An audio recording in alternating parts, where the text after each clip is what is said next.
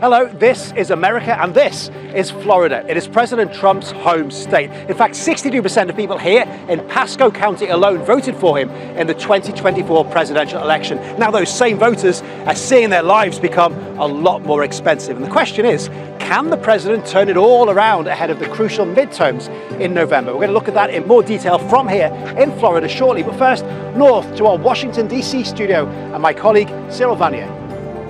Phil Lavelle, thank you very much. Poll after poll shows that what American voters care most about is prices, jobs, and the overall health of the U.S. economy. And until recently, that was one of President Trump's core political strengths. Voters sent him back to the White House because they believed in his promise of a stronger economy. But his war against Iran has pushed up energy prices. Americans feel that every day at the petrol pump, and that's reflected in the president's declining approval ratings.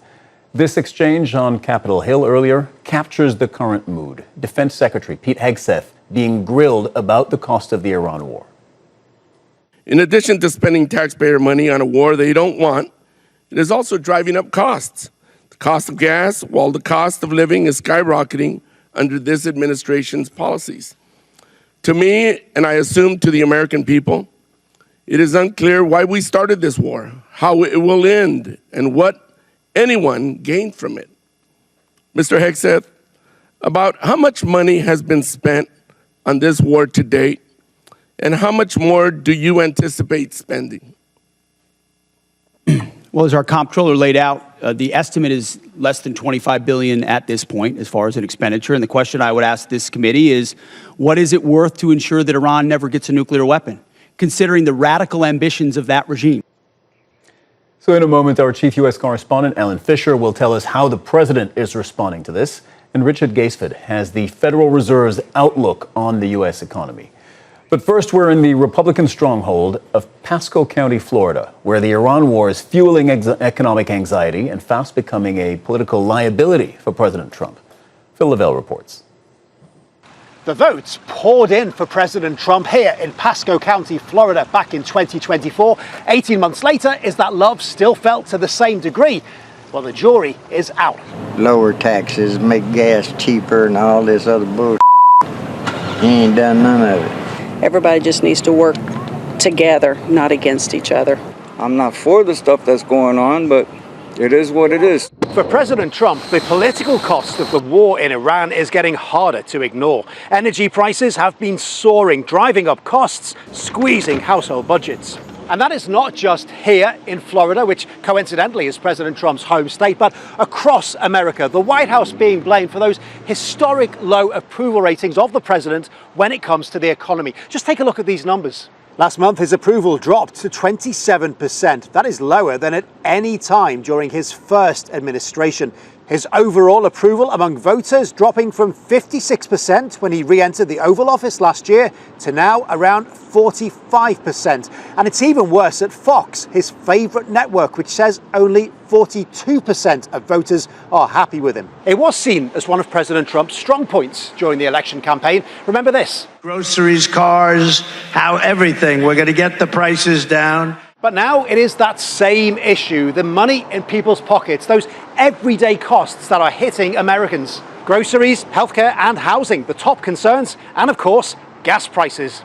Because that is a big barometer in car-loving America. Not just petrol at the pump, but fuel up there too. Flight prices are through the roof because of a shortage of jet fuel due to the blockade of the Strait of Hormuz. Schools finish for summer in the next few weeks. The rising costs mean fewer holidays and more staycations. More than 3/4 of registered voters hold the president responsible.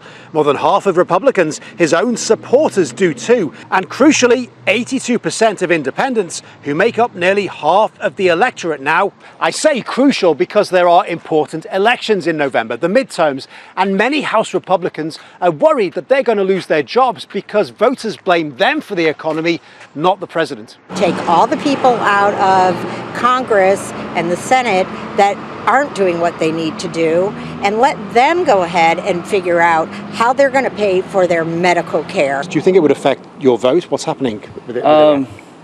No, I don't think so. I think it's just a sign of the times and how things roll. There is perhaps some good news for the president, some green shoots of positivity. Support for the war is up, but it is a tiny uptick. 45% of Americans support military force against Iran, up from 42% in March. And we still have 6 months to go until the midterms. Will the war be over by then? Will gas prices have come back down? Will the polls look better for the president? You know, a lot can happen between now and then, and it very likely will. Cyril?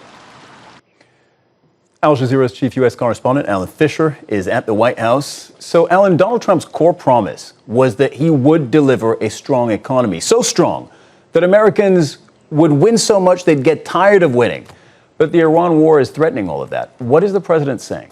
Well, he insists that this is just a short-term detour. Now, he insists that the economy will recover. He accepts that things are perhaps not where they are or where they should be. What Donald Trump has often done is take his message on the road, to visit places that have opened new factories, that have added new workers, hoping to convince people that the economy isn't as bad as, in his words, the mainstream media would have you believe. But the reality is most people feel it in their pocket. They feel it when they go to the store at the weekend. They feel it when they go to fill up their car. They are struggling. But he is convinced that he can tell the American people, look, this is just short-term gain because the benefits to America will be much greater in the long term if Iran doesn't have a nuclear weapon. That's the message he's been pushing, and that's the message he's sticking with. Alan, you're staying with us. It's one thing for us to say that the president's approval ratings are low, and they are, but we wanted to find out how they compare to approval ratings for past presidents, second-term presidents, at this same point in their presidencies. Manuel Rapallo has those numbers. Historically, second terms can be difficult for U.S. presidents, particularly when it comes to public approval. Now, we've used data from Gallup to track presidential approval through the first 15 months of a second term. We're excluding former U.S. President Joe Biden, who only served one term. Now, this is where President Trump started his second term, just under 50%. So, how does that compare? Well, Bill Clinton was much higher, at nearly 60%, while fellow Republican George W. Bush started just above the 50% mark, as did Democrat Barack Obama. Now, the first 15 months of Obama's second term saw his approval ratings decline gradually from a post-re-election high. That was largely driven by public discontent over a sluggish economy. For President George W. Bush, the erosion of his public support in that same period was noticeably more steady. He faced public outrage over his response to Hurricane Katrina and the Iraq War. Now, on to President Bill Clinton. He's the obvious outlier in this chart. Despite facing one of the most famous sex scandals in U.S. history, Clinton enjoyed high approval numbers, fueled by a growing economy and low unemployment. And finally, there's President Trump, whose first 15 months back in the White House have been defined by a sharp decline in public support. And that drop became even steeper 10 months in, which happened at the time during a prolonged government shutdown, and as the effects of tariffs hit consumers. And then there was a further drop at the end of February, when the U.S. and Israel attacked Iran. And the most recent polling numbers show Trump's approval rating is trending toward record lows. Manuel Rapallo, thank you very much. Alan, back to you at the White House. So all presidents pay attention to their approval ratings, but it is different for second-term presidents because they don't have, personally, to win an election ever again. So how much does Donald Trump actually care about his poll numbers? One of Donald Trump's favorite words is legacy. He might not say it out loud, but everyone around him knows that he wants to build a legacy. It's why he's creating a ballroom at the White House. It's why he is adding his name to buildings like the Kennedy Center or the Institute of Peace. And one of his legacies he wants is that the Republicans essentially shore up their position that the Democrats never get back in power. And he's struggling to do that. Because although the midterms are still a long way away, people are feeling the financial pain right now. And if it continues, they will remember that and they will make sure that the Republicans pay for it. Now, every midterm election, the party that's in power in the White House tends to suffer a bit. But many people are predicting that this could be a record problem for Donald Trump. And people will remember if he loses the House majority and perhaps even loses the power in the Senate. And that could cause political problems for him as well in the long term. So Donald Trump is obsessed with the numbers. He watches them very closely. Two numbers in a recent poll. One will give him good news, one not so much. One says 52% of people support the war in Iran. He'll be happy with that. But the same number, 52%, think the economy was much better under Joe Biden. Not something Donald Trump would ever want to admit. Absolutely. And there's more significant economic news today. The Federal Reserve held interest rates stable within the 3.5 to 3.75% range. But Fed Chair Jerome Powell says that the Iran war is driving uncertainty. Listen to this. Developments in the Middle East are contributing to a high level of uncertainty about the economic outlook, and we will remain attentive to risks to both sides of our dual mandate. So Richard Gaisford is outside the Federal Reserve in Washington, D.C., has been following this. Richard, what is the Fed's overall outlook on the U.S. economy?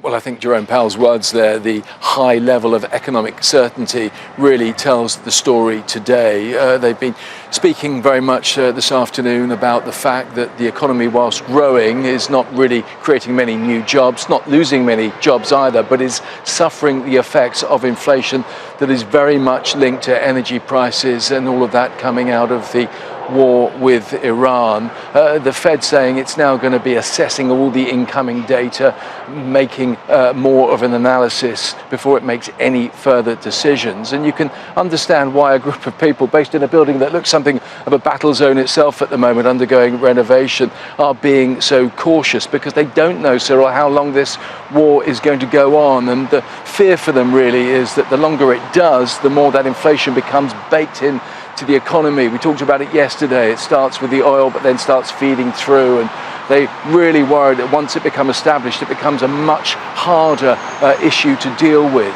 This was Jerome Powell's last performance, if you like, announcing this interest rates today. He steps down from the role of chair on the 15th of May. There is a successor being lined up who is very much more in President Trump's camp. But looking at the data that they've given us today and what they're saying, it seems hard to think that even a Trump man will be able to make the interest rate cuts that the president would really like to see. Richard, despite all of these pressures that you've described on the economy, the Trump administration is actually pushing for a massive new military budget. What effect could that end up having on the economy? Yeah, we've had Pete Hegseth, the Defense Secretary, up on the Capitol Hill today before a committee in Congress explaining that this war has so far cost $25 billion and that he's wanting more in next year's budget. In fact, he wants 40% more, almost $1.5 trillion. Mr. Hegseth believes, though, that is a good investment for the country. President Trump's War Department has begun to turn the lights back on in manufacturing towns across this country, and once again, forging a lethal arsenal of freedom. Where critical supply chains are threatened, the War Department has acted decisively to inject capital, stimulate production, and prevent adversarial exploitation. We are firing up the American economic engine, and at every level of our defense industrial base. So in simple terms, really big decisions to be made here. Either they add to the national debt to pay for this extra defense, the national debt, Cyril, currently standing at just under $40 trillion, or they make cuts elsewhere and they feel the political pain for doing that. And that is going to be a very tough call for them as they head into the midterm elections. Al Jazeera's Richard Gaisford reporting on the Fed today. Thank you very much, Richard.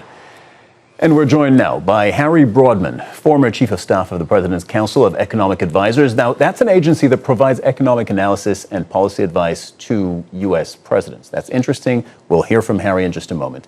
And Suhail Khan, former U.S. policy advisor in the Bush administration. Gentlemen, welcome. Thank you very much to both of you for being here. So Harry Broadman, as I said, part of the President's Council of Economic Advisors. If you were called upon to advise this White House today, and the president said, look, we're 2 months into this war, energy prices are way up, consumer prices are ticking up, how bad is the economic hit really? What would you tell him? I think it's going to be much worse than he thinks, and I think the issue in part is the price of oil, but more importantly, it's the uncertainty of the policy regime around oil and the economy. That is far more corrosive, I think, than the price per se. The price, obviously, as it goes higher, is obviously going to chill the economy, and that becomes a whole other matter. So it's once again, as most economists do, this is balancing act between inflation and recession. And we're right now, it seems to me, on a knife edge. You say the uncertainty is more dangerous than the price rises, the price increases we've seen so far. Explain that. So when you don't have certainty of policy or behavior, and I think, to be frank, this president probably is the hallmark of that behavior, it makes a lot of people nervous, investors, employers, consumers, workers. That's very hard to eradicate, I think, particularly with Mr. Trump's track record with respect to uncertainty. He's made uncertain in a lot of different realms than just economic policy, and people are now beginning to see, frankly, his attitude towards policy making and his behavior, and I think that's put a chill down many people's back. Sohail Khan, if you were, again, so you were an advisor in the Bush administration, if you were in that room advising this president, Donald Trump, and he asked that question, would you second everything we've just heard, or is there a caveat for you? I would have to agree that this war is one that really, the thinking that is required to go to military action, as one would think, was not really contemplated, I feel, in a very deep manner here, and that the estimates that the Iranian regime would be overthrown very quickly and that we could get out very quickly, I think were overblown. And now we're having to find a way out. And so to answer your question, I would say yes, this president should find an exit as soon as possible to bring that certainty that Mr. Broadman refers to as quickly as possible to the world economy. And so if the president said, well, I'm in this war, I can't pull out now because we need to achieve our war goals, just hypothetical. Sure. And he said, is there something we can do to mitigate the impact to the economy in the interim? Is there an answer to that? It's going to be really tough because, as you know, the whole challenge here is on the supply chain for oil.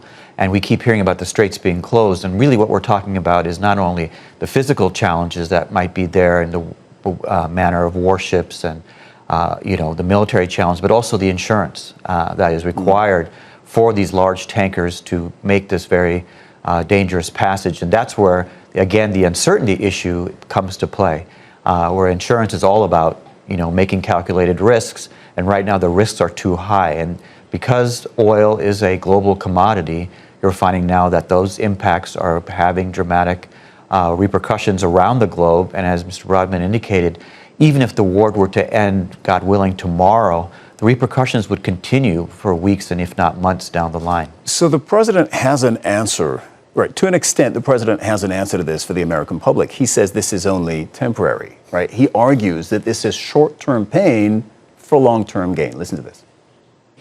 And in any event, when this conflict is over, the strait will open up naturally. That will resume the flowing and the gas prices will rapidly come back down. Gasoline's coming down very soon and very big. So you think gas prices will be lower before the midterm election? I think they'll be much lower before midterm, much lower, yes. Harry Broadman, this has been a key plank of the president's argument, that this is all the prices of oil and the increase that we've seen so far, it's almost artificial if you listen to the president, because it's all going to come back down as soon as he gets a win in his war. Is that a credible economic argument? Well, I think it's credible in the sense that it is man-made, pardon the male issue here, but it is artificial in that sense. But it means it's also artificial to bring back and make a more stable regime with respect to oil policy and energy pricing.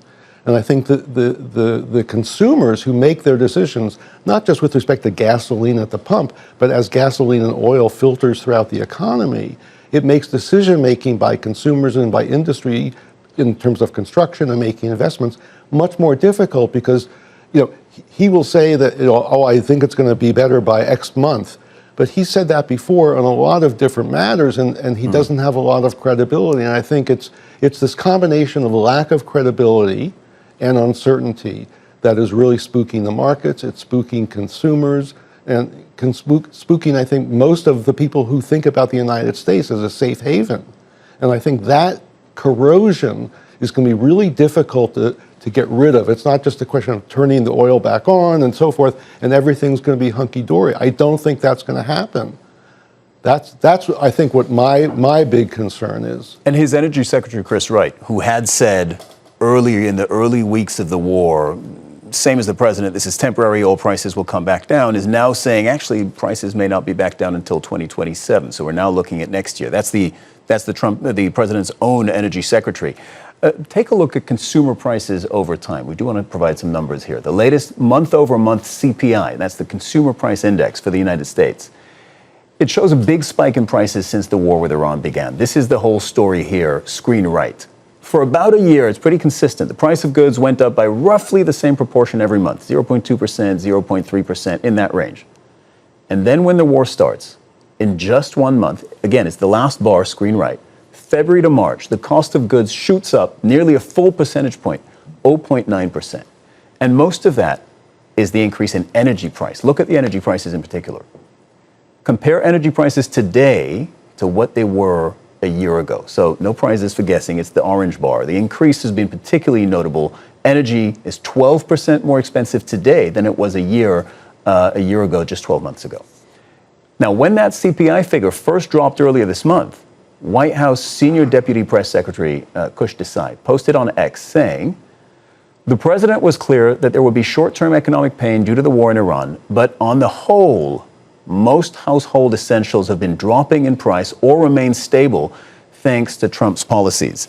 Sohail Khan, so this is an interesting argument. The White House saying, yes, energy prices have gone up, but the rest, eggs that had been talked about so much under the Biden administration, eggs, etc., that hasn't gone up yet. In fact, it's even gone down a smidge recently. Your thoughts?